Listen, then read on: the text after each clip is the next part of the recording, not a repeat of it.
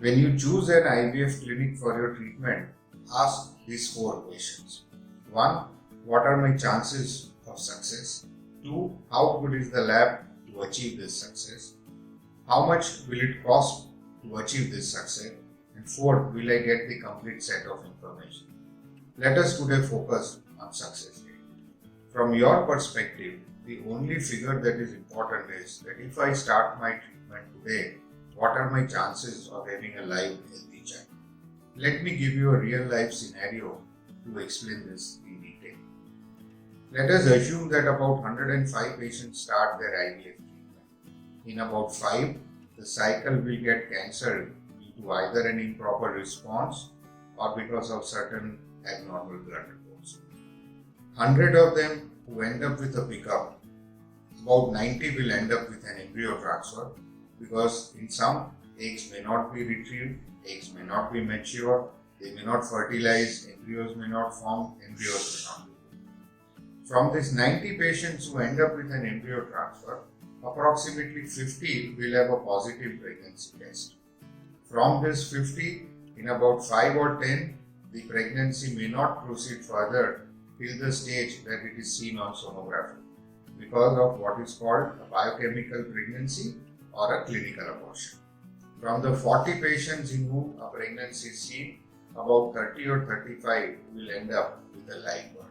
So when the clinic tells that my pregnancy rate is X%, you need to exactly ask what this means. Because if this means a positive pregnancy test amongst the patients who have an embryo transfer, this will give you the highest figure.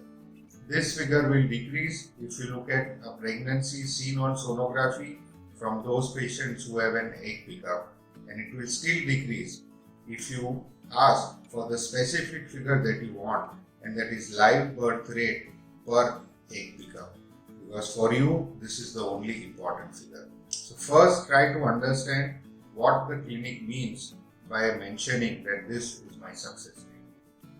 Second, it is important to know as to is this figure correct, and how do you know that? The Indian Society for Assisted Reproduction publishes the National ART Registry of India called NARI on a periodic basis. All genuine and good IVF clinics voluntarily submit their pregnancy data to this registry. So ask the clinic whether they are a part of this national registry or not. Second, has the clinic published their data in any international journal of renown? If they have published, it means there is credibility in what they say, because otherwise the journals would not accept their papers for publication. And thirdly, ask whether the clinic has any accreditation.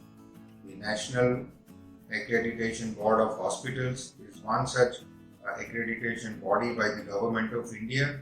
It gives a stamp of approval only if the clinic follows certain norms related to patient safety and the procedures.